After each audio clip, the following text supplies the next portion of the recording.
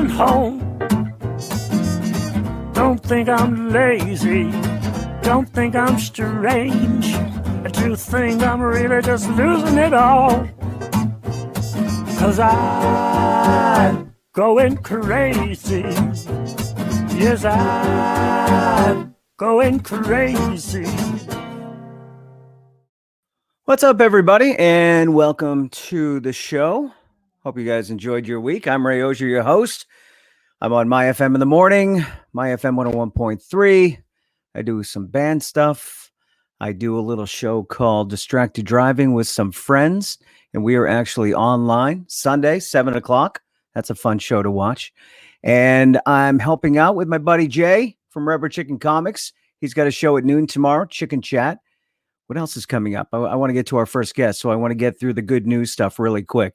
Not that this stuff is good news because I'm a part of it, but it's a lot of fun. It's it's killing the time as we go through this COVID-19 crisis.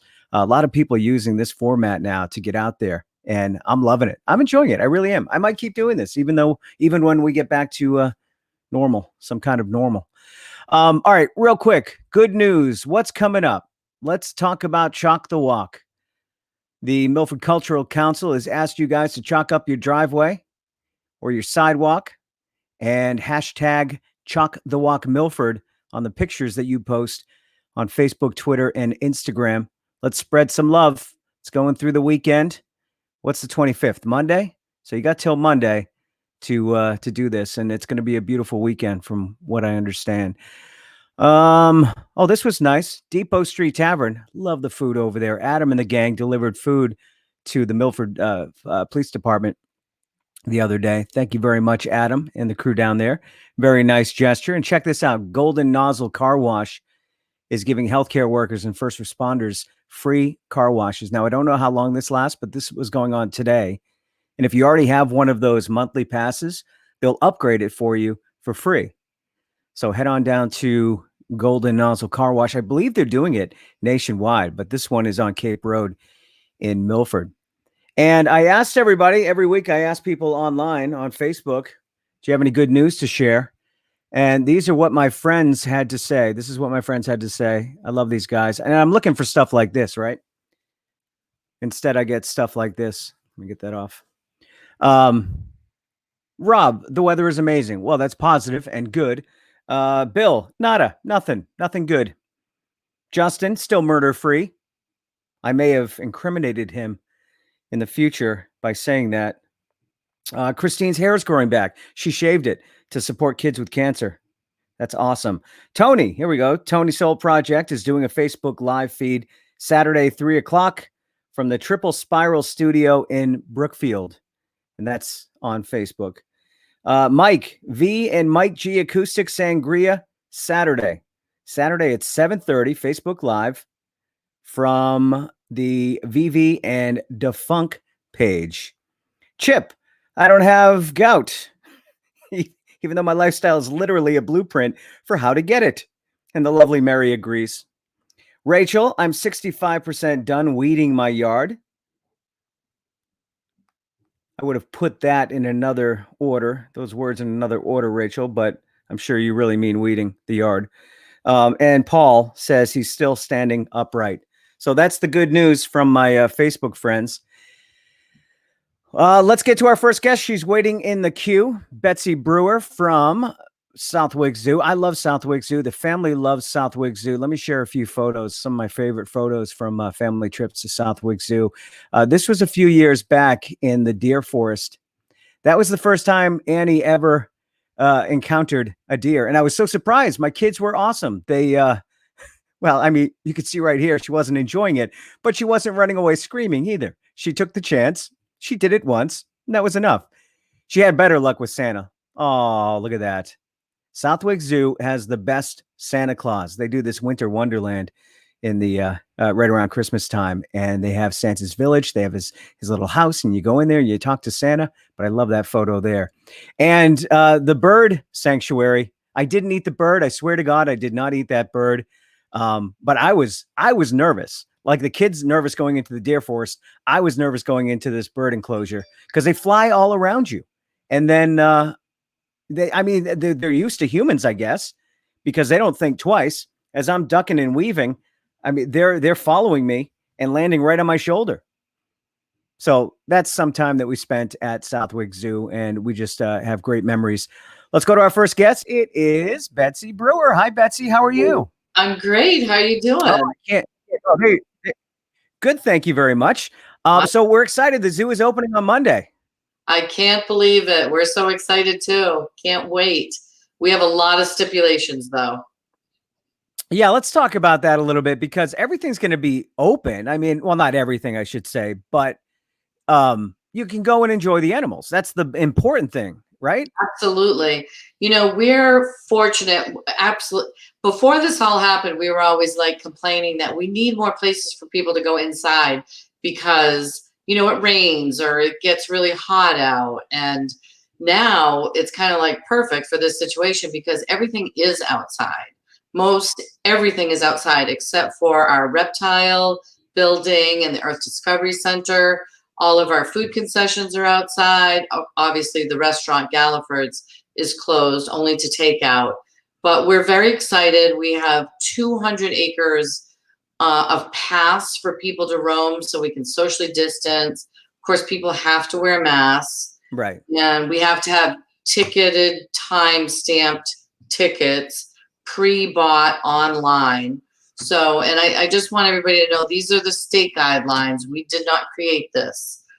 A lot of people ask us, what are the phases? Well, we don't know that. We're just following the state guidelines. Right. And you just have to do your homework before you go. There's the website right there, Southwick Zoo. Oh, I'm sorry. I have that wrong. It's southwickzoo.com. Southwickzoo.com. Yeah, definitely go to the website and read all about how we need to operate because we have to follow these protocols.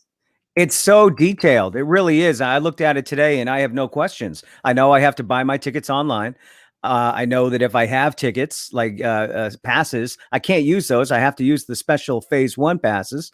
Absolutely. And I know what I can see and what I can't see. So it was very helpful to check out the website beforehand because you don't want to show up there and be denied at the gate. Nobody wants to do, you don't want to do that. And people don't want to have to go through that. So just go to the website and see all the details. Right. And again, we're just following the state guidelines. So It's what we have to do to be able to open. And we really need to open. We're private, so we don't get any funding. So opening for us and our admissions proceeds keeps us going through the whole year.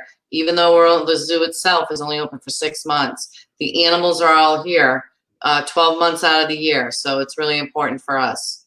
I think the animals miss everybody. You what? The animals miss everyone? Yeah. It seems that way. They're all kind of like looking at me like, what's up? Well, I mean, that kind of makes sense, doesn't it? They're used to seeing people. They're used to, I mean, some of them perform in front of people. They'll come up and they'll look at everyone, especially the monkeys. They love that. Especially the monkeys, the primates, because they're so highly intelligent. The chimps are like, they're just looking around like they can't quite figure it out. I mean, years back. Remember the monkey that smoked? What was that monkey's name? Joe. Yeah, the monkey. He died in 1996. You're going way back. Yeah, I can remember being a little kid. And it's funny because I grew up in the Brookfields, but it felt like we traveled so far to get to Mendon. And it was a big day trip. And I remember being there. I remember the red bat, and which is still there. The red bat is still here. And I couldn't get my kid to look in it last time we went. She was so nervous. She thought I was pulling something on it. I'm like, no, it's very safe. Don't worry. The sign of the red bat is hysterical. Oh, we yeah. have an animal ID sign. And when you come, you got to read it. But Joe is such a great memory. What are some of the funny things that you see animals do that surprise you? I mean, something outside of their normal behavior, like we were talking about with the monkeys performing. What has happened over the years that have really surprised you? The funny thing is, a lot of times people will ask me, what do you expect or what do you think is going to happen? I always say, there's been so many times in my life that we've been working, doing something, and I've said, I didn't expect that to happen. You never know with an animal. I can remember one time I was on a Zoomobile with one of the other educators, and she said to me, oh, the bush baby, I think he wants to come out for a minute. And I said, all right, you can let him out of the crate. We're driving down the highway in the middle lane. And it didn't dawn on me till after the fact that when he came out and he was sitting in her lap, that the motion was so fast of the cars and us moving that it kind of freaked him out. And he got up on the dash and he was just like this. And then he jumped on my head. So I was like, oh no. But I mean, animals when you are work with the animals like this, you never know what's going to happen. Yeah, they're unpredictable. Oh, not yeah. just in a bad way too. They'll surprise you in a funny way as well. Do you still live with a lot of animals? I know a lot of them. You foster some of them when they need to be closer to humans. Do you still have some in your house? I don't have anything right now. I had 2 cheetahs about a month ago, baby cheetahs. And well, they weren't that baby either, and they're very large now. But the only reasons that I ever take animals to my home is because they're either injured or we've had animals like they're born, their mom might be taking care of them well, and then something happens, her milk dries up or things like that happen, freaky things. The mother may not care for them because she hasn't been a mother before. So those are the reasons that I have the animals at my house. And it's always been me, so I can remember we had this guy visiting from Costa Rica on an internship, and he spoke no English. He was staying at my house, and the first day he was there, my brother knocked on the door and put 6 Borneo bearded pigs on my kitchen floor, and they were running around like crazy, and their mom just didn't take care of them. And I often wondered what he was thinking when that happened. So I ended up with 6 Borneo bearded pigs in my house for quite some time. And there's always something. When you have 850 animals, something's bound to go wrong. It's when it's crazy in a normal household like this, we say, what do we live in a zoo? But you actually do live in a zoo. Yeah, absolutely. Absolutely live in a zoo. What's the future of Southwick Zoo? Well, you have Galliford's now, and the zip line is new, correct? Newish. Oh, yes, that's a lot of fun. That's a little creepy at first when you get on it, but if you do it a couple times, you're fine. Okay. I don't know anybody that's done it 3 times in a row like I have. So you get on, you go up and down 3 times, and then it's like you can really kind of scope it out. But it's 135 feet in the air, and you go backwards and then come in and you go over the lion habitat. So it's pretty cool. Over the lion habitat. Ooh. Over the lion habitat. Yeah. So do you guys have room to grow? Can we? What else can we expect over the next few years? Yeah, we have plenty of room to grow. This year we built a new front to our hyena enclosure, which is beautiful. So it's plexi, and you can walk right up and see the hyenas better. A lot of people were just walking right by their habitat, so we redesigned the front of that, and that's really cool. We did a lot of upgrades this year, but small ones. The restaurant really was the biggest thing we've done in the last 3 years, and that morphed into something we hadn't planned on. So that was a big, big undertaking. And we're just trying to navigate these waters, being in this pandemic. And it's hard for us because, like I said, we are private. And, the first couple months of being open is essential for us to get going and pull back employees and, to just be able to get enough admissions proceeds to make it through the winter. So I call Southwick's the labor of love. That's for darn sure. Well, everyone's going to be looking for stuff to do next week. Well, for a while now, because the kids have been out, and there's still 2 or 3, 4 more weeks left of school, I guess, and then the summer. So if anybody wants to help out, and I think that's a really an important message. We've been asking the restaurants. I mean, we've been asking people to frequent the restaurants with the takeout and the delivery. And I think it's just as important to help other businesses too, like yourself, who depends on those ticket sales, to just buy a ticket just for the sake of helping Southwick Zoo. And we so appreciate our supporters. When I was walking back in, because my office is above the restaurant, there was a gentleman picking up takeout at Galliford's, and he was just so kind and said he can't imagine, what it's like for us to be closed, and he can't wait to come back. And that's always like so endearing to hear things like that people really do care. People really are good. And like I said, we're all trying to navigate through this. And friends of mine put together a Zoom-a-thon for tomorrow on a Facebook live feed. And I'm really interested to see how that's going to go, because it's like 10 hours of live. And I took videos, even of some of my family members. I was really like, it was really heartfelt to hear how people felt, and you'll see some of the history, and I'll talk about, what it was like to grow up here. And it was an experience. And for the people that only see us when we're open in the summer, the winter months and how we started out is very different from what you see now. So I think people will find it pretty interesting. I did get that press release today, and I'm glad you brought that up. How can people get involved with that? Where can they see the video? Where can they watch the telethon? It's going to be a Facebook live thing, and it's going to be this same platform that you use. Yep. So people will be able to get on that, and hopefully we'll have a link to another way to view it. Milford TV has been very generous and gracious to offer us their platform as well, so it should be live on Milford TV. Oh, good. And there's lots of ways to watch Milford TV. 8 and 38, I think Verizon 8, or it could be the other way around. And they have an app, and they have their website, and they have Facebook. So you should, don't miss it. Tomorrow, what time does it start? It starts at 9. It goes 9 to 7. So 9 to 7. All-day event. And Matt Light is going to be our special guest at nice. 2 p.m. So he's coming on to talk about some of his experiences here. And he's just a great friend and a good guy. And he does so much for us and for the community. And we're happy that he's a friend of ours. Well, I'm happy you're a friend of mine. And thank you for joining me for a few minutes, Betsey. Absolutely. Thank you so much, Ray. Appreciate All right. it. Love Take the care. hair. Oh, thank you. Bye-bye.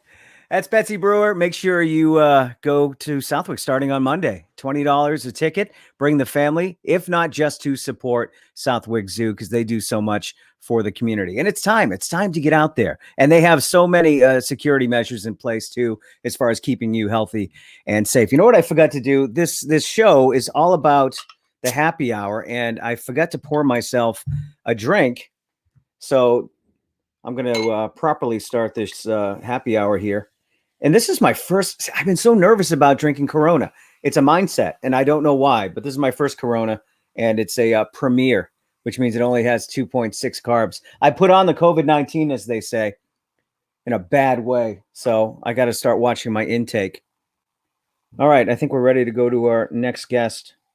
I met Erin from the Franklin Food Pantry years ago. Bill and I were doing the Party for the Pantry, which is going to be virtual this year.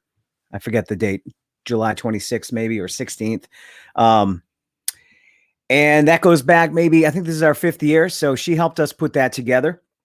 And then she moved on. We were sad to see her go, but we're happy with the new staff over at the Franklin Food Pantry. Erin is now with the MetroWest Visitors Bureau. She is the executive director. And here she is. Hi, Erin. Hi, Ray. Good to see you. How again. are you? I'm good. How are you doing? Good to see you too. I'm a little jealous good. of you. Got yourself set up there with the Corona, the lime. I'm unprepared.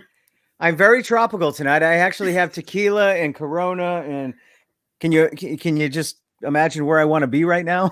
Yes, I can. I can imagine it. I would like to be there too. How are things with you and the MetroWest Visitors Bureau? Because this is a really difficult time for your industry, for all of us. But yeah, well, I'll tell you, I definitely picked a real interesting time to switch over to the tourism and travel industry. It's not anything that anyone expected, and it's been a real heck of a time for, as you said, every business is really impacted by this, but particularly I think travel and tourism has been hit very, very hard with the stay-at-home order. It's down almost 90%, I think, over where it was last year, which makes sense. People aren't flying, aren't going out, aren't staying at hotels. So our job is to kind of reinvent and rediscover and get excited about the things that we can still do. And there are a lot of businesses that are adapting to this new virtual environment. Yeah, how are you training people to adapt? Because I know a few people that are just saying, I'm going to wait this out and money's flying out the window. I can't do this. I'm going to lose my business. Then I know other people that just immediately started thinking outside the box. So how are you training people to think outside the box and keep their business up and running? Well, I think, we work very closely with the chambers of commerce, and all the local chambers are doing an incredible job of putting on a lot of webinars and posting updates about all the resources that are available.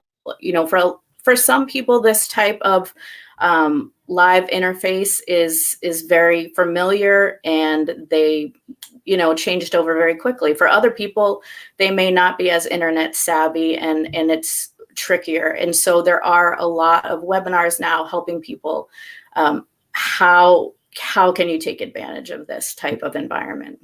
Right. And I've seen some of the webinars. I've seen some of the chambers do them. And it is amazing to have chambers in our communities, and then to have the MetroWest Visitors Bureau backing up those chambers. And I think there is no reason why somebody can't get the answers to the questions that they have.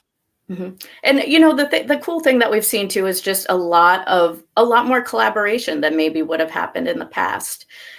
Even so, I do these calls with the other regions. The MetroWest Visitors Bureau is one of 16 regional tourism councils in the state.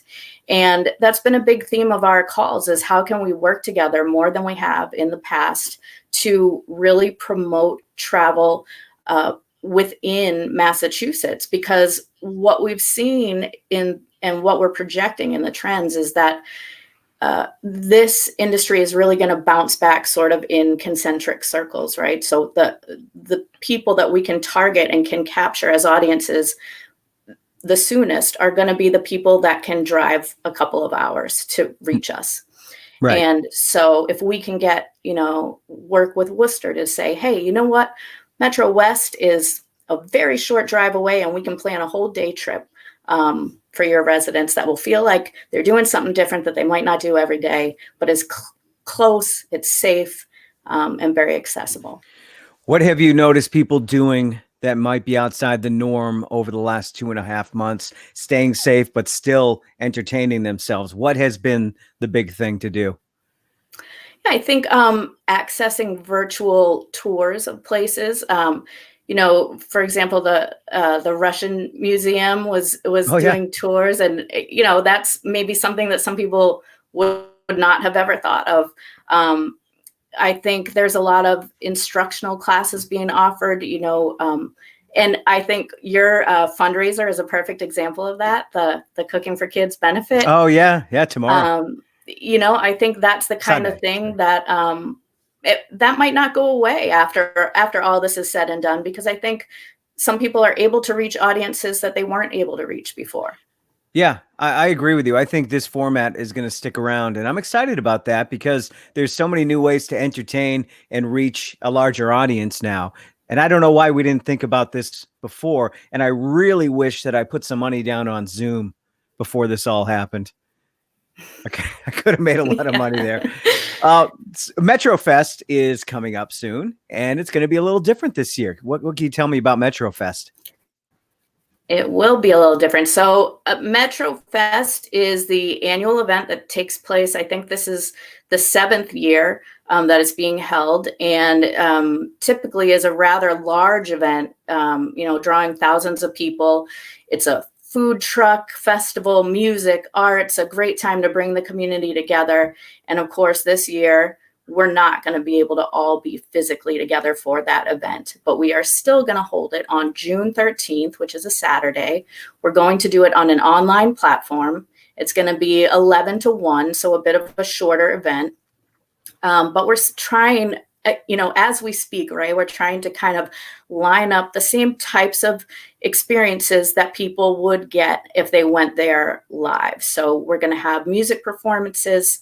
We're going to have some demonstrations. We're going to have hopefully some cooking happening virtually. And then also we're trying to see if, for example, some of our food truck vendors can do a little demonstration of one of their favorite meals and then be parked somewhere that we can kind of point people. So check out what they're making.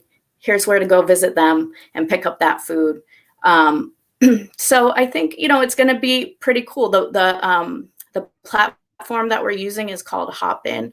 And what that allows us to do is have different rooms where we can have different vendor booths, so to speak. So people can kind of check it out and at their own pace go and visit different little areas of the festival. Wow, that's really cool.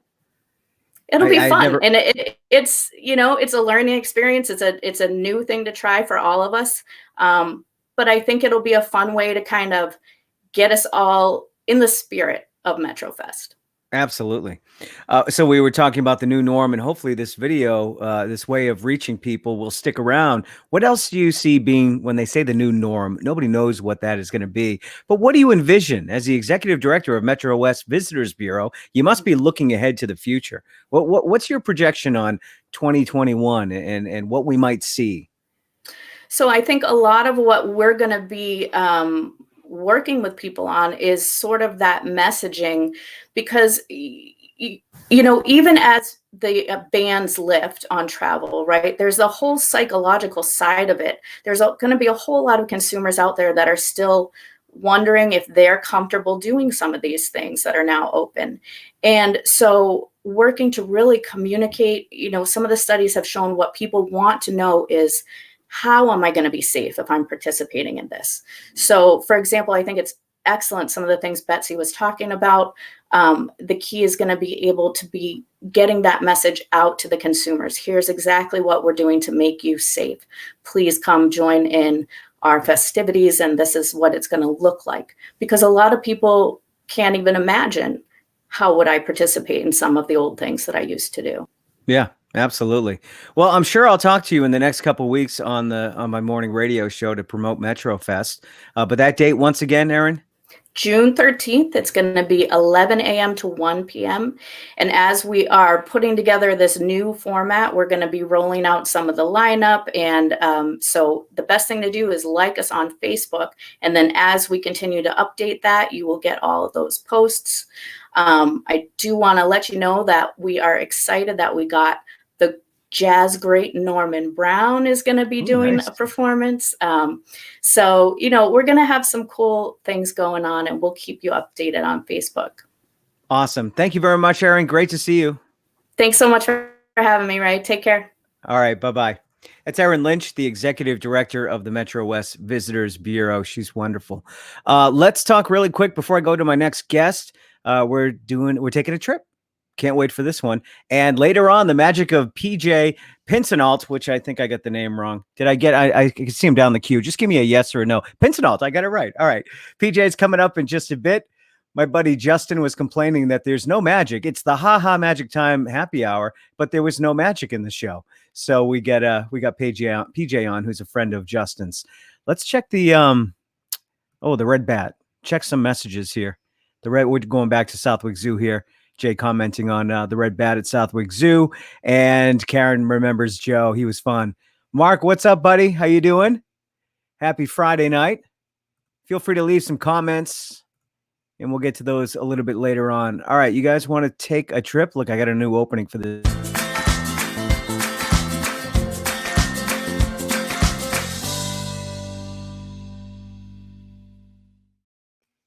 Nice, right? All right, our greetings from segment takes us to Texas, the Lone Star State. We got Jeremy Knight from Austin with us. What's up, Jeremy? How are you? Hey, thanks for having me. Appreciate it. Oh, I can't. There you are. Yeah. Thanks for coming on. I don't know much about you. I tried not to get to know my my guest too much from elsewhere because I want to get to know you during this segment. Awesome. I don't know a lot about Austin either. I know that South by Southwest is held there. I know it's a very beautiful city. I know that Matthew McConaughey and Renee Zellweger are from there, as well as, I got the list right here. There's a lot of celebrities from Austin. I should have known that. Lance Armstrong, Stone Cold Steve Austin, which I was joking, oh, I bet you he's from there. Then I looked it up, and he is from Austin. Yep. Drew Brees, Sandra Bullock, Kyle Chandler, Dabney Coleman, and the list. Oh, Ethan Hawke. The list goes on. Mike Judge. Oh, I can't. All right, I gotta stop looking at this because the list goes on and on. Some of my favorite people are from Austin. What do you do in Austin, Jeremy? So I actually am a real estate agent in the Austin area. I have a husband-wife real estate team. We are a Platinum Top 50 team. We do about 70 plus transactions a year, and we help a lot of people moving to the Austin area. I run a YouTube channel where I talk mainly about moving to Austin and what you should expect and what you need to know. So that's always fun as well. So we help a lot of people through there, and we are one of those husband-wife teams that just likes to have fun and enjoy what we do. And you can see that in my videos and you see that in what we do. So I couldn't have asked for a better guest to talk about Austin, I guess. Yeah. What's the YouTube channel? It's just my name, Jeremy Knight. I think I made some cool moniker like you're moving to Austin guide or something like that. So there you go. Nothing Awesome. special. What is your favorite aspect of Austin? Just a general, what do you love the most about Austin? There's not just one thing. In fact, I made a video about all of the great things about Austin, but if I had to boil it down, I would say number one is the culture, and maybe a little more of a Texas thing, but Austin in general. I moved here from San Diego, like a lot of people, and the culture I noticed was night and day difference. When I lived in California, I lived in California a long time, but when I lived there, you didn't really know your neighbors and you didn't really hang out with your neighbors. The culture here is laid back and everybody hangs out. We have hangouts in my driveway. I'd go door knocking, trying to get starting business. And people would literally like, hey man, you want to come in and have a beer? I'm like, no, I'm trying to get business. No, come in and have a beer. Just hang out. And so it's just a total different vibe. A lot of it has to do with Austin. We're a very laid back city. So of the major cities in Austin, or in Texas, we are definitely more laid back. I've been to all of them. I've traveled, been to everyone. But yeah, it's just a cool vibe. And there's so many outdoor activities that, like if you can't move to Austin and not like the outdoors, like it doesn't make sense because there's always something to do outside, from festivals to being out, just hiking and biking. I mean, you can't not do the outdoor stuff. Would you say there's more locals there or more transplants?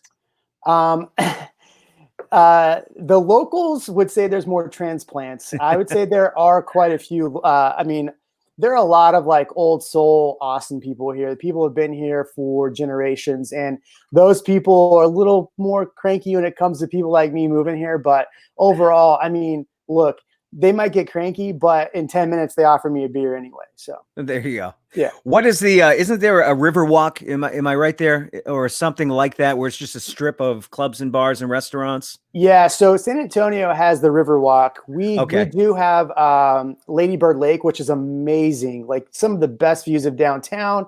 It's fantastic. We do have 6th Street, and that's where we call it Dirty Sixth. That's where all the bars and happenings happen. That's where you really don't want to be after midnight because nothing good happens on 6th Street. But there's a lot of really cool areas that have kind of offshooted from 6th Street that, you know, are kind of, I guess, I don't like the word gentrified, but a little gentrified. And so they're amazing places. And just, I mean, we are the live music capital of the world. So you can't go anywhere in Austin without enjoying live music. And I love it. Talk more about the live music scene. I'm a musician myself. We have a nice little scene here in my area, and I love talking about the music scene in other cities and towns and areas. Is it mostly big bands coming in from the outside, or do you have a lot of local bands performing? Yeah, I mean, we're like any city where we have a lot of big major bands come, and we have a lot of music venues. What's unique about Austin, though, is that we have a lot of small bands that come here. And so a lot of bands that are from here or from Texas, and they come in. I mean, what's really cool is no matter where you go, like on a Friday or Saturday night, there's going to be a small band playing, whether it's you're going to a coffee shop that has like a coffee beer garden. So there's a wide area where people kind of hang out and drink. There's always a band there, and they're always a little local band. And they're always good. I mean, maybe I'm biased, but they always seem good to me. But I mean, I'm not a professional musician. When you go out to barbecue, some of the barbecue joints have like bands that come in. There's a Central Market is a store, but they have like where you can just buy food and hang out. They have bands come out and hang out, and they'll have, you know, fairly big bands come out, and it's a small little area. So the craziest thing that it blows my mind is when when we have South by Southwest. Yeah. You will have 200 maybe people max venues, bars, where you will see massive bands come play, little tiny packed places. I've rubbed elbows with more celebrities than I knew I was rubbing elbows with, because we were all watching a little band on a little stage. So that's the coolest thing I love, is just I hung out with I don't want to name drop, but I hung out with some cool bands. No, go ahead. Like, I want to hear. Who'd you hang out with? We hung out with oh geez, they're a big Texas band. Oh shoot. See, I was going to say. Oh, okay, I was going to say hung out with the whole band of Lifehouse one time. That was kind of cool. They did a show and they walked off stage, and then we sat there and was like, "Oh, these are the guys from Lifehouse. What's up?" And they were buying me beers. I was buying them beers. It was great. So stuff like that. I've run into Matthew McConaughey more times than I can count. Really nice guy. So yeah, you'll run into people here for sure. So he still hangs out a lot in his hometown, huh? Oh yeah. He's part of the culture. I mean, he's a big UT guy. So if you go to UT games, you'll see him on the field. So yeah. He's pretty big into that. What's the last call in Austin? What's the nightlife like? How late can you go? 2? Yeah, I'm 38, so I don't see too many last calls, but 2 a.m. I'm 48. I haven't seen a last call in 20 years. Yeah. Well, speaking of my age, would a guy like me fit in at South by Southwest? Because it's kind of on my bucket list. Yeah, so that's the coolest thing about South by Southwest, is that it covers a big expansive area. So it's a part of all of downtown. So everybody from every walk of life is out there walking around, running into people. They have really cool vendors that are just handing out free stuff constantly. Like you'll walk to somebody and get one of those little grab bags, and next thing you know, you're like 80 pairs of sunglasses, iPods. Like it's crazy. Like there's a lot of free swag. It's cool. How big of a hit did the city take? Because South by Southwest was canceled this year because of COVID-19. And that's one of the biggest events in the country as far as music and entertainment goes. Yeah. One article I read was close to like $50 million in just tax revenue from a couple of events in that time frame. It's interesting. Austin is ranked top 5 recession-resistant cities in the U.S., followed by, I made a video about this jokingly, followed by 3 Dallas cities. But so the reality is that 70% of the workforce in Austin has the ability to work from home. So we've been hit. A lot of small business friends of mine have been hit. But overall, we're probably doing a lot better than a lot of other places. Restaurants doing a lot of takeout and delivering. Yeah, the greatest thing, my buddy Paul Guerrero on there. The greatest thing is they did takeout drinks, and so as we were starting to go back, starting to open back up, everybody's like, "Whoa, hold on, we'll only open up back up if we can still do the takeout drink thing." So you can still get takeout drinks, which is fantastic. Yeah. They didn't go away with that, which is fantastic. Yeah, they allowed that here, but it was like a month into it, and I don't think it really clicked. So I don't know too many of our restaurants in the local area that are doing that. But we have a lot of liquor stores here in Milford, Mass, and they're all open, so we're all set with that. What are you drinking, by the way? What do you got? What's your poison? I'm a straight bourbon guy. Ooh, me too. Yeah, Bullet whiskey. Yeah. I do that. So there's a couple bourbon places here in Austin that distill. So usually Treaty Oak is a good one. If you ever find that, it's a really good one. Yeah, I just saw some Texas whiskey at the liquor store the other day, and I was actually surprised. Texas bourbon. You always hear of Kentucky and Tennessee, but you don't hear a lot about Texas bourbon. Is that something that's new, or has that been around for a long time? Yeah, Texas bourbon's been around a while, but in Austin, we actually have a huge distillery scene. So we have obviously the big name Tito's vodka, but we have Dripping Springs vodka, which is phenomenal.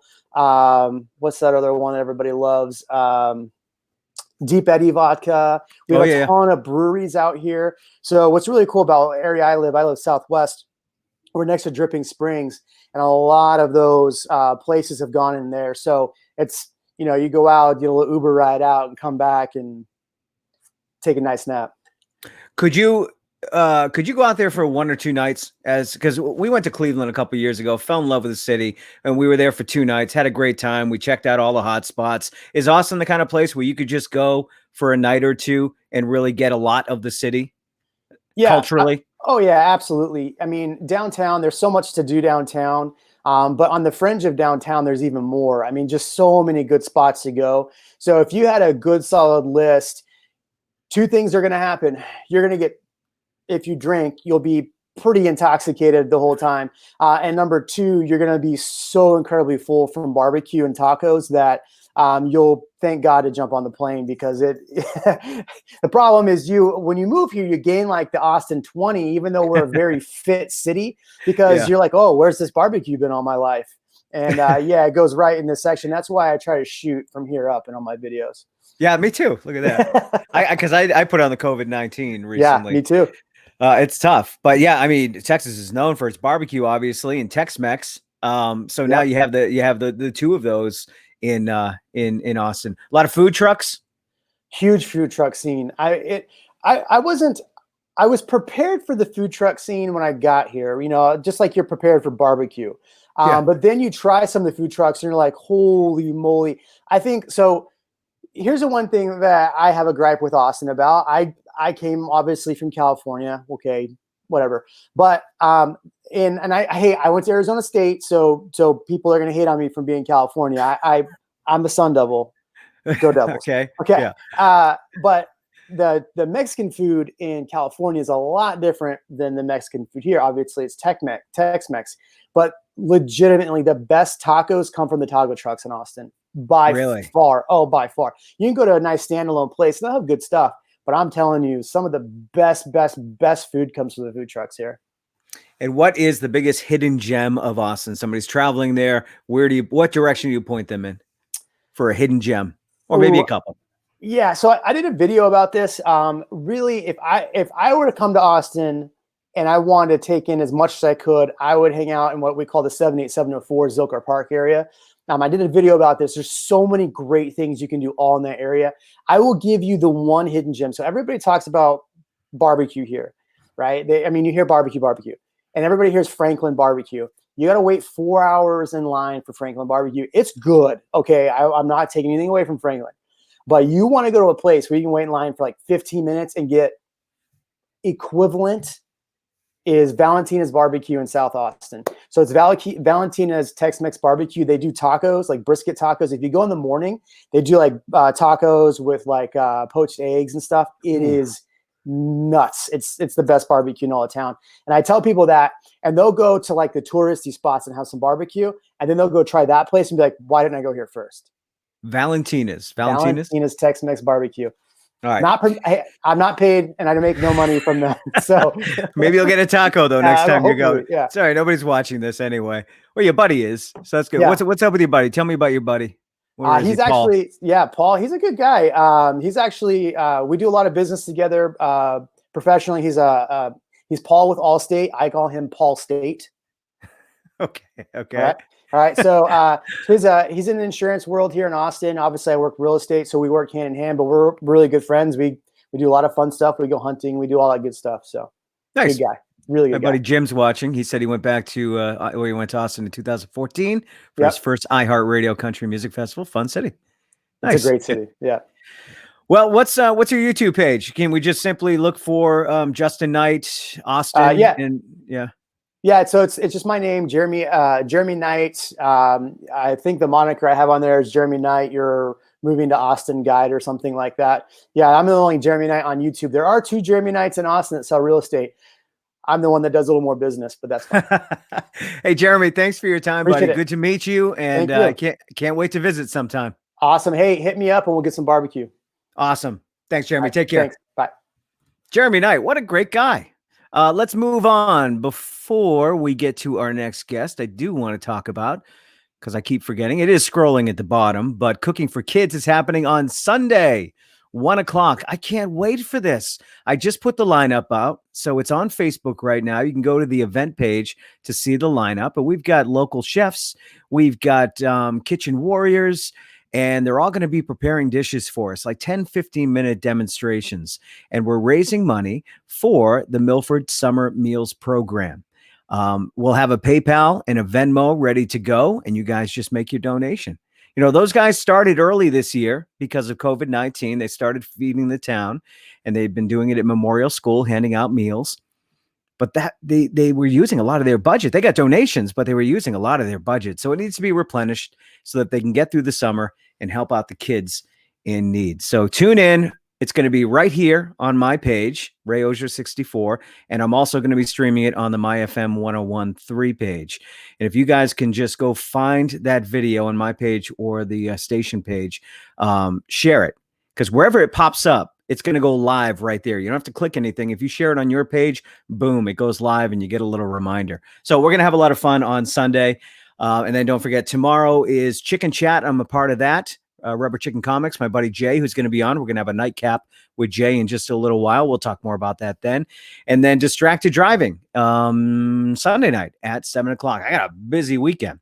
All right, let's go to our next guest. It's PJ Pinsonnault, who is a magician. Hey, PJ, how are you? Doing well. How are you?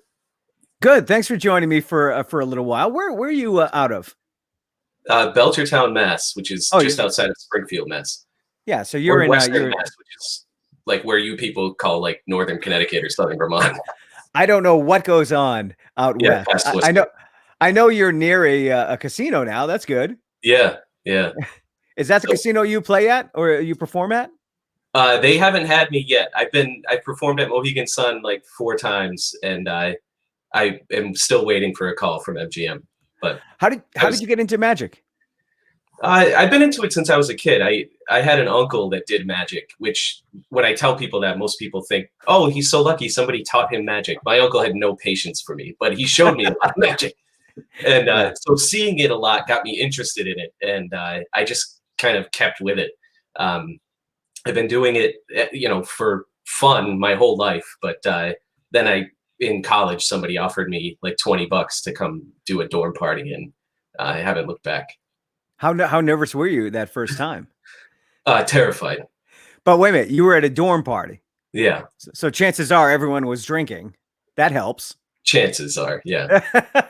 I mean, that must help, right? Because the senses are a little dulled. Yeah, the more you drink, the better I get, which is certainly true. I got to show a picture. This is really going to explain how well you do and how good of a magician you are. You got to base it on the reaction of people. And I found this picture. Look at that reaction. I mean, you really blew her mind right there. What were you doing right there? So that's a finale that I'm bummed about what's going on now, because I have to do that live. But it's a coincidence it's enormous. Like, I talk about how coincidence is one of the few magic moments that almost everyone experiences once in their life. Everybody will say, oh, it's falling in love or having a kid, but not everybody does that. But coincidence, almost everyone experiences that. So I try to manufacture a coincidence for this person that is very specific to them. And it's not until the very end that they realize how far I went with it. Wow. Those are the best. Those are the best reveals, I guess. Yeah. When it is personal, it's like, how did you know that? Or how did you do that? That was in my back pocket. Now it's in your cleavage. I don't know. Yeah. What kind I do that trick. You do, yeah, it's a good trick. Yeah, I do that too, and I got arrested for it once. It was a whole thing. What do you classify your magic as? Is there a certain subcategory, genre, or like, I know you as a magician, but what are you really doing? So I do a mix of things. I get hired for private events a lot to do close-up magic. I'm a sleight of hand artist. And that means magic with cards, with coins, dollar bills, my wedding ring, small things that I can do up close. And then I also do kind of like a small stage magic. So I couldn't play like a stadium, but I could play a small theater.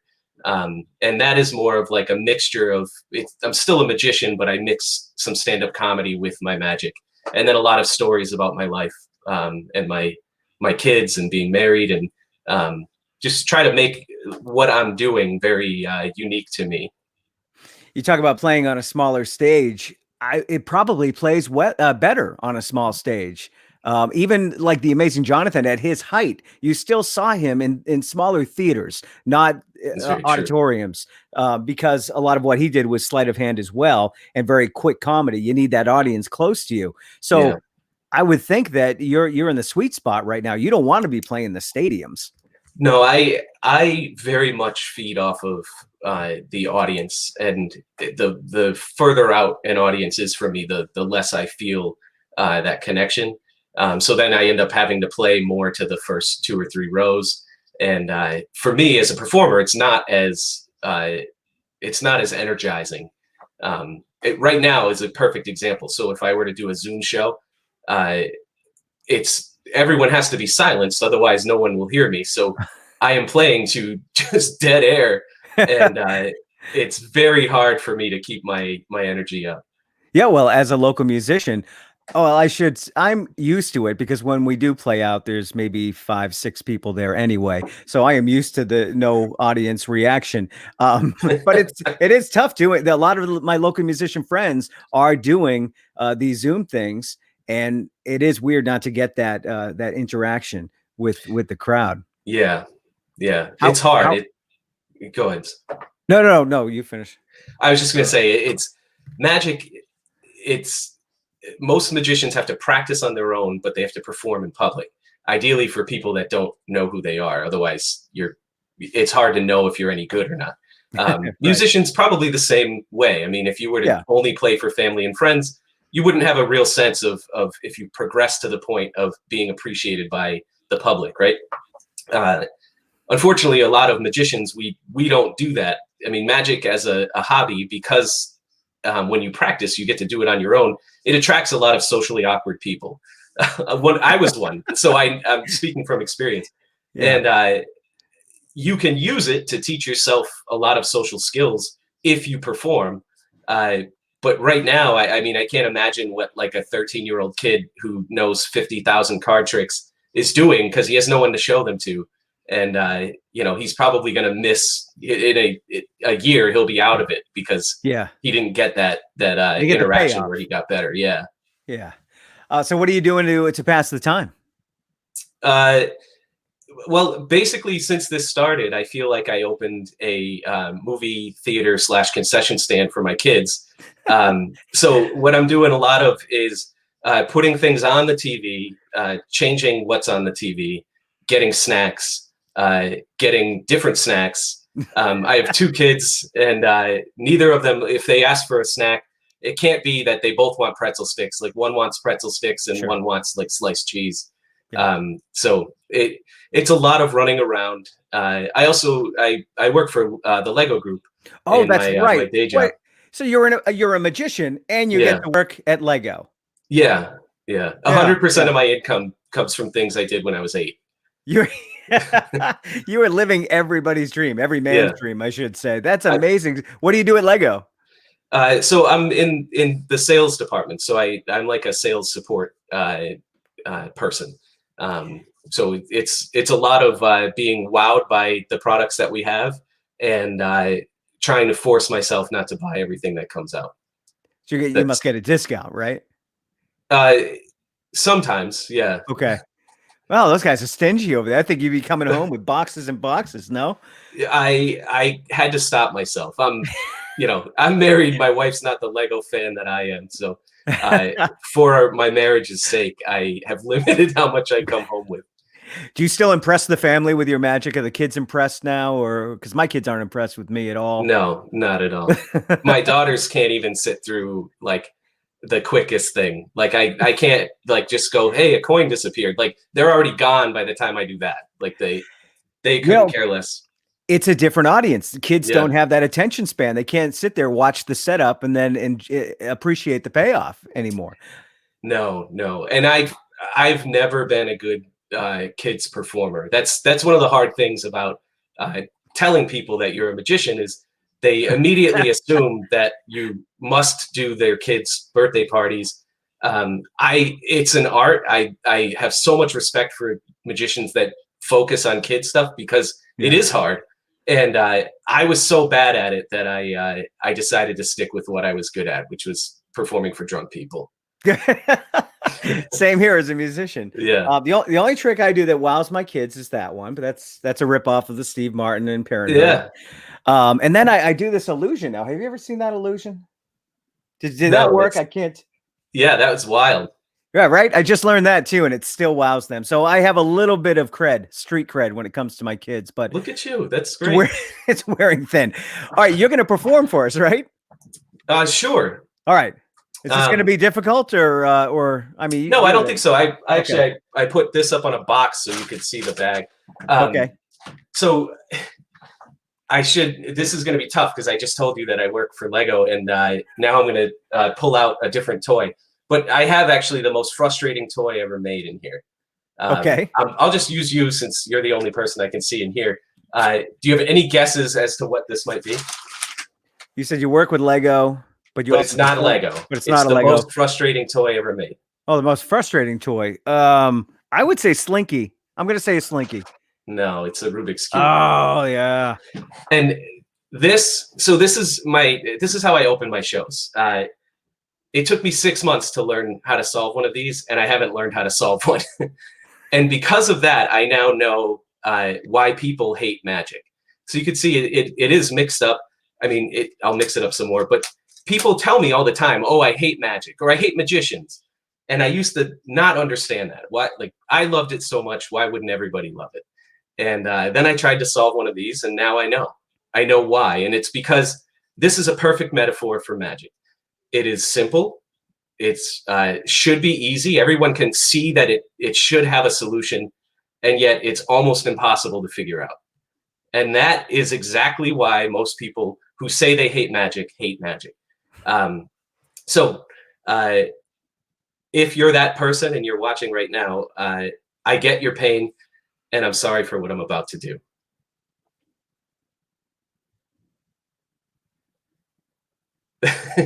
Your face is why I do this. Because everyone looks in and they're like, oh, what's going to happen? I don't know if you thought I was going to mix it up or. I thought something magical was going to happen. Yeah, that would have been great. But no, I'll do it this way. Watch.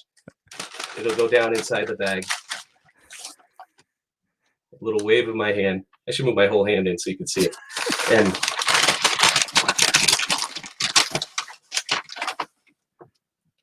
solved. Now, everybody, this is amazing. Yeah, thank you. This is the part that's hard because everyone knows that I must have something else in the bag. Yeah. And so the Rubik's Cube is why people hate magic, but this is why people hate magicians, because we know that you think that. And so what's in the bag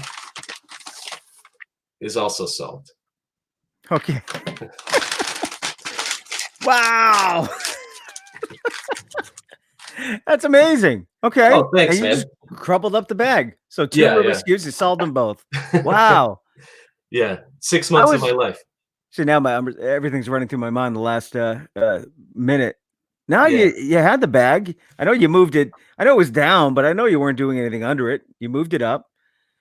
Cool. I will say, thank you. When I was a kid, when I was learning magic, I didn't know there were magic shops that sold props that would do half the work for you. So all I had was a couple of books by people that were way out of my league. And I learned how to do everything the hard way. It took me a long time. I didn't get any good for a very long time. And so I love when I do stuff like this, because I think that the easiest solutions, because I do it the hard way, the easiest solutions can't be right. Right. Well, PJ, that was awesome. Thank you. How can people find you? Facebook, right? Obviously. Yep. So what's on the screen now, if you search that on Facebook, you can find me there. I'm on Instagram too. I have a website as well. It's themagicofpj.com. And I'm hoping to perform again soon. We'll see when that is. But I haven't done much public or many public events, just because I do have a job that I'm lucky enough to still be working at right now. And I have a lot of performer friends who don't, so I don't want to take away from them. But when this is over and we can all get back to it, I hope that people will be able to come see me do some jokes and some magic. I tell you what, Justin and I will get you out our way. We don't have any magic in this area, and we know a lot of drunk people. So I think this would be a great area for you to play. Yeah, ripe. That's perfect. I would love it. All right. Have a great weekend. Yeah, you too. Thanks for having me. Take care, PJ. That was awesome. I do love magic. I'm a nerd that way. I love magic. The amazing Jonathan, one of the most amazing performers, not just with magic, but comedy. And yeah, I've always been a fan of that. So make sure you check out PJ on Facebook and his website as well, themagicofpj.com. Let's check some. Oh, look at that. My mom's watching. Hi, Mom. And look at that. My sister in Ohio is watching. And she said, yeah, she thought it was, see, great minds. I thought that's the most frustrating toy is a Slinky. So I'm going to ask PJ to do a trick with Slinky. All right, let's go to our final guest tonight. We like to close out the show with this guy, and he's going to be very excited. We have an opening.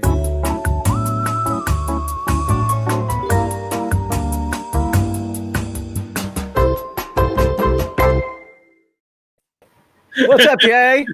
How are you? I'm glad you muted my mic because I was laughing during that. Yeah, that was fun. Thanks for closing out the show with me, as you always do. Love it. Wouldn't miss it for the world. I am going to enjoy my last beer for the night. What do you got? You know, well, first of all, I have it cooling in a Ninja cup, which is usually reserved for healthy smoothies, but it's cooling. I've got some ice cubes in there. It was the perfect fit for my beer. But it's a Corona Premium, which is okay. It's not better than the regular Corona. It's not. It's really not. It's got 2.6 grams of carbs. I mean, yeah, carbs in it. So it's a little better. 90 calories, but it is a. Huh? Do you add the lime? I do this time because it lacks a little bit of flavor. So I'm gonna throw. I'm gonna throw 2 limes in here if you don't mind. Go for it. Okay, thank you.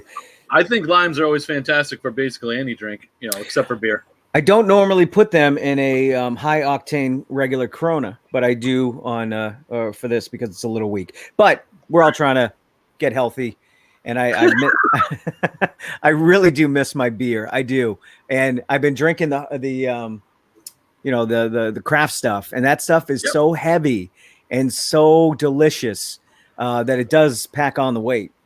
Well, that's the plus, though. It's keeping me from pounding beers because I actually sit back and enjoy the beer, and then I get full, and then I get too full, and I'm like, I can't have any more beer. Well, it's funny because, and I tell people this, and then I feel embarrassed. It was so easy to have I want to say half a case, but even more than that of a Coors Light over the course of a hot afternoon. Coors Light, Miller Lite. I mean, I'll be honest with you. I could drink, if we're at a party, like a day drinking party, I could drink a 12-pack. And by the end of the night, I'd just be like, I'm okay. Well, you'd be peeing all night, but that would be the only thing. You'd still be fine. But the craft beers, you really got to ration those out because they are strong. Well, they're everywhere from 6% up to 9%, up to 12% at times. And you're like, holy crap. Right. But this is very refreshing. Tomorrow, Chicken Chat. Yeah. 12 o'clock noon. What are we talking about? We're talking about horror movies. Well, see, it's such a broad range. We're bringing on a guest, Mark McCrenna. He's actually putting out a comic book. We're putting out his comic book later on this year. And he's just a huge horror buff. So we're going to talk about horror comedies and horror comic books.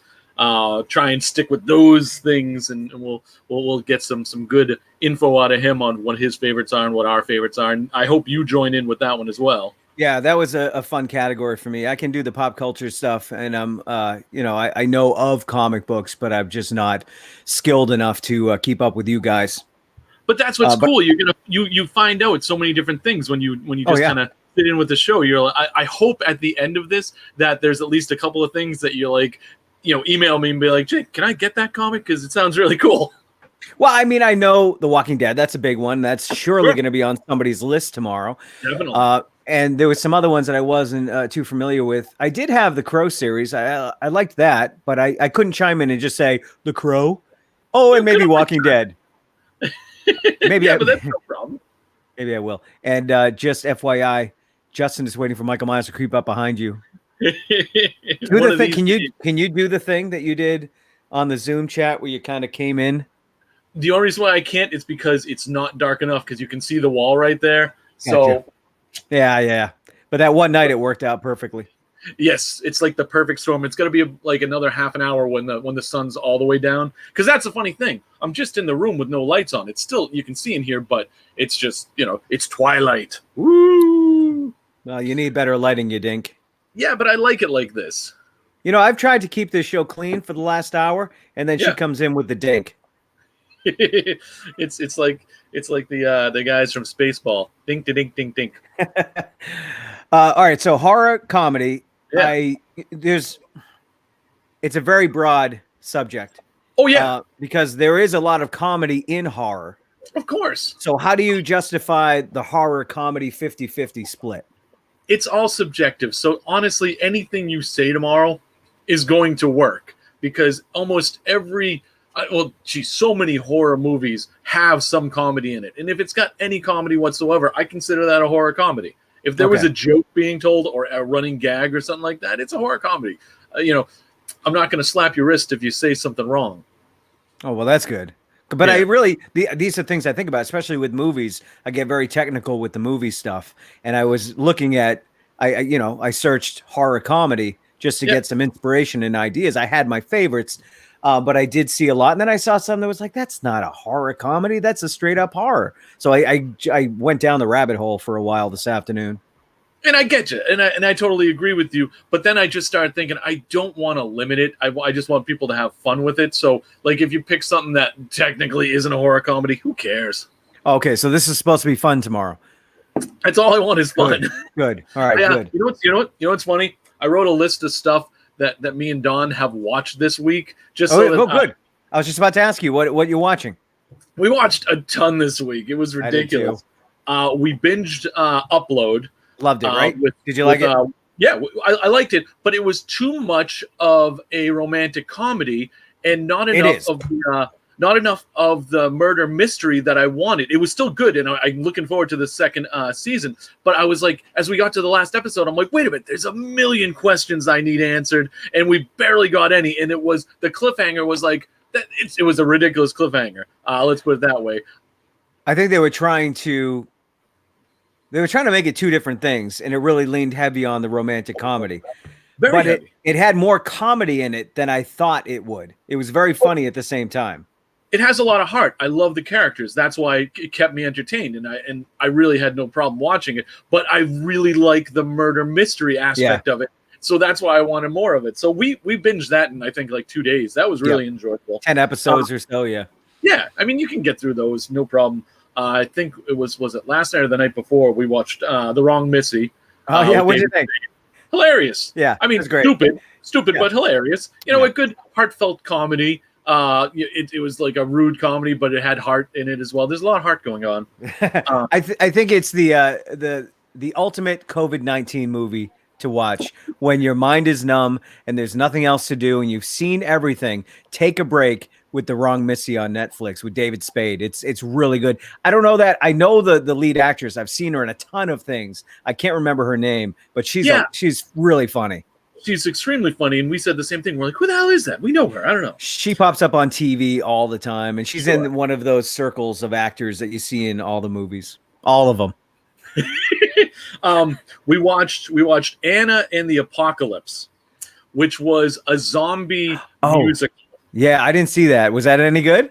It was a solid movie. If I was, me, if I was to pick it apart at all, the first half of the songs were much stronger than the second half of the songs for the musical. So that would be my only gripe, really. The story was pretty fun. But again, I love music. So when I get, and I love musicals too. So when I actually get these awesome zombie scenes with a musical, I wanted all to be up to the same level. And I feel like it kind of fell apart a little bit in the second half. But overall, it was good. I would recommend it. All right, don't get fooled by Disney's zombies. That's a different thing. I don't think you'll enjoy that. It might have the same idea, and another musical about zombies, but that's a kid's movie. I don't think you'll enjoy it. We finally watched A Quiet Place with John Krasinski. And I don't know what took us so long, but we finally watched it. That was really good. Great ending too. Good horror movie. There was no comedy in that. That was straight up a horror thriller. Yeah, I mean, there were maybe a few smirks here and there, but yeah, for the most part, it was very tense. And they're making it. There's a second one coming out. They left it on a good cliffhanger, so I wanted that to happen. And it was John and his wife. What's her name? I can't remember, but they were great. I don't think they had done anything before that. He wrote it and directed it. I mean, the guy's amazing.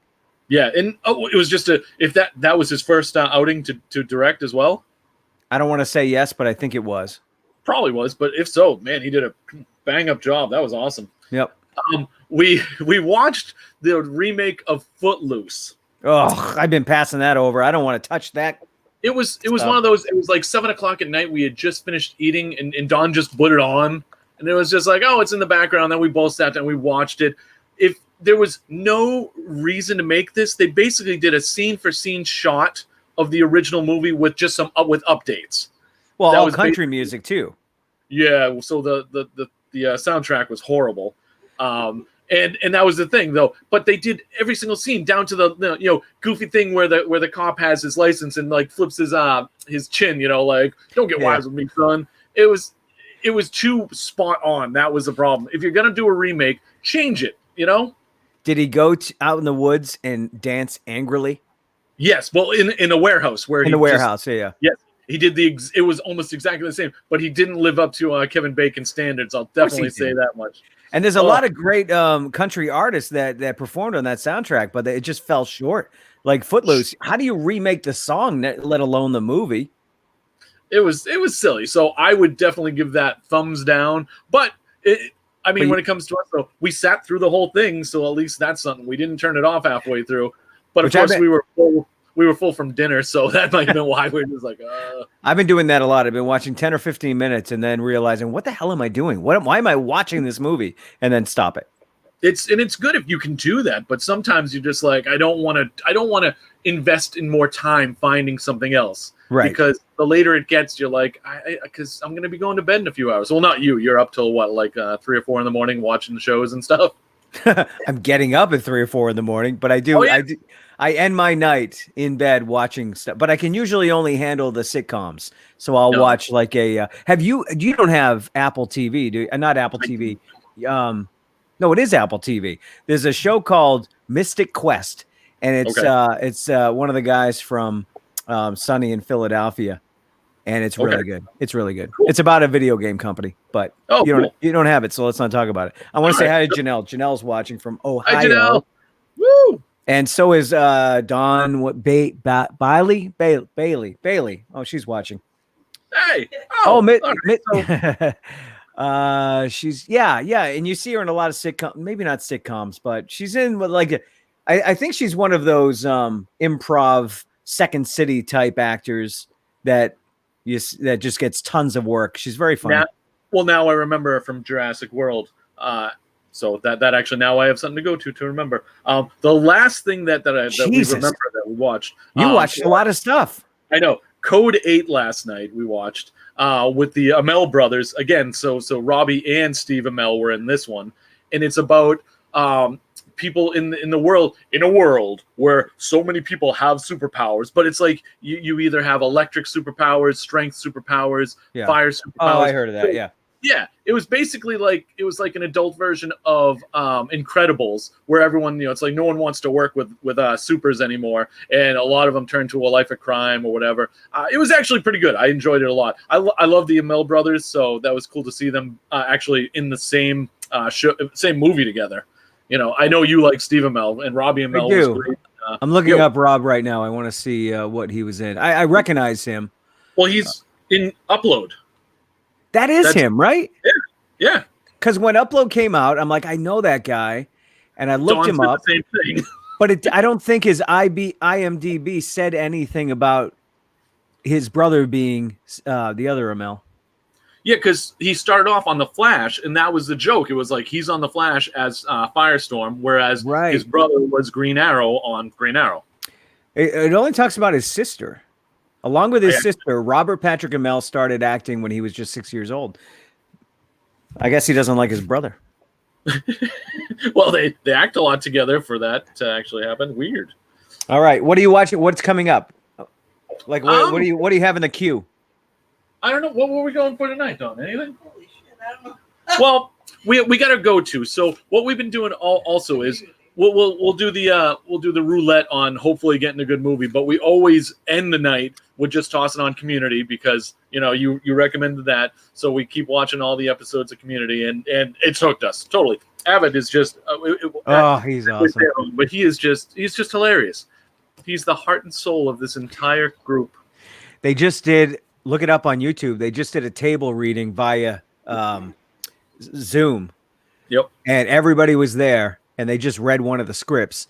And Donald Glover made mention of a movie, like his idea for the movie. So I think that's really something that's being tossed around. And it's been like 5 or 6 years, but every episode is so unique and quirky and different. And as much of a pain in the butt as Chevy Chase is great in this. Oh, he's a great drunk uncle, racist drunk uncle. He's perfect.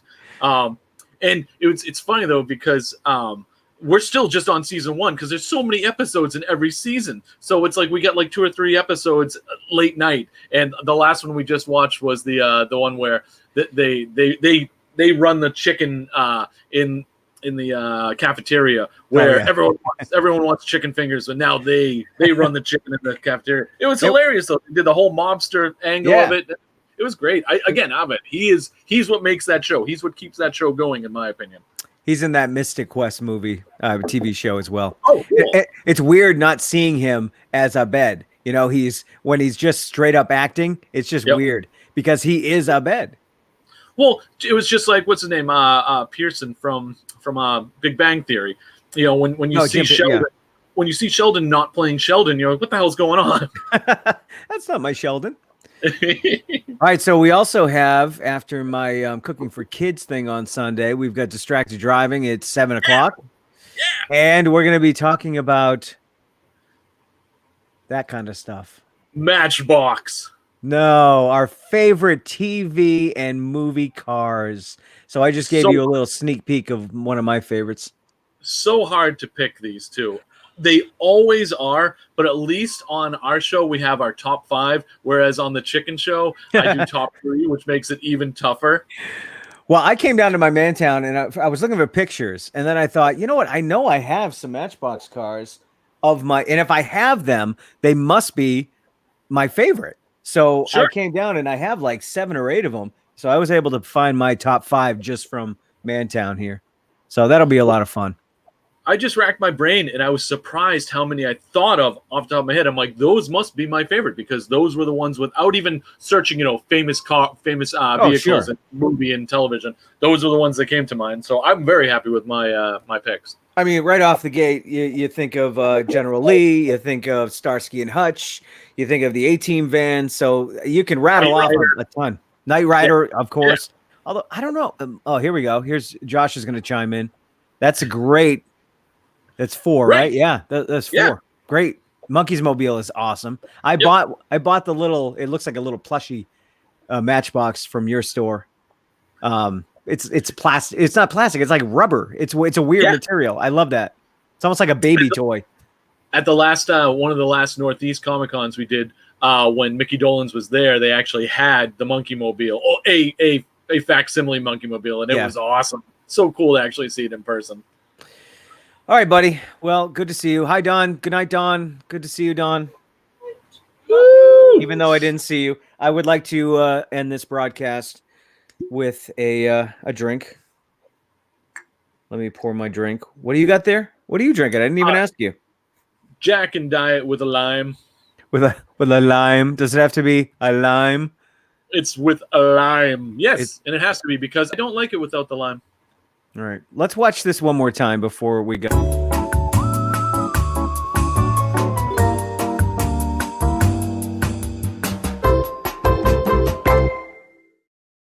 And there's our nightcap with Jay. Cheers, buddy. Cheers. All right, I will talk to you soon. Excellent. Thanks, Ray. See ya. That is my good friend Jay.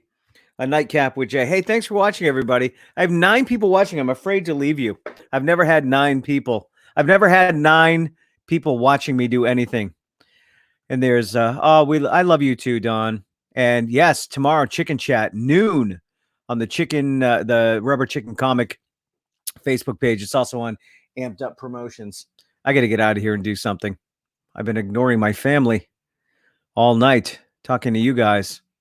And I've also had a shot of tequila and a couple beers. So I could just stay right here and talk to the screen. I got to go. Bye, everybody. Sunday, cooking for kids, 1:00. Tomorrow, Chicken Chat. Sunday night, distracted driving. Woo, it's a busy weekend. Hey, in all seriousness, Memorial Day isn't canceled, by the way. You can still honor those who served and died for our country. You can still go to the cemetery. You can still go to a memorial. Draper Park is a great memorial here in Milford. Take the family and teach the kids about how these people served for us and died for us. But I've been hearing a lot of griping about, the parade's canceled. We can't do anything. We can't honor those who died. You can, all right? And we should be doing this every day anyway. So this weekend, take a moment and honor those who have served and died and celebrate Memorial Day and Memorial Day weekend in your own way. All right. Thanks, everybody. Talk to you, tomorrow, but this show next. I'm going crazy sitting on that train, and I don't think I'm ever coming home. Don't think I'm lazy, don't think I'm strange. I do think I'm really just losing it all. 'Cause I'm going crazy. Yes, I'm going crazy.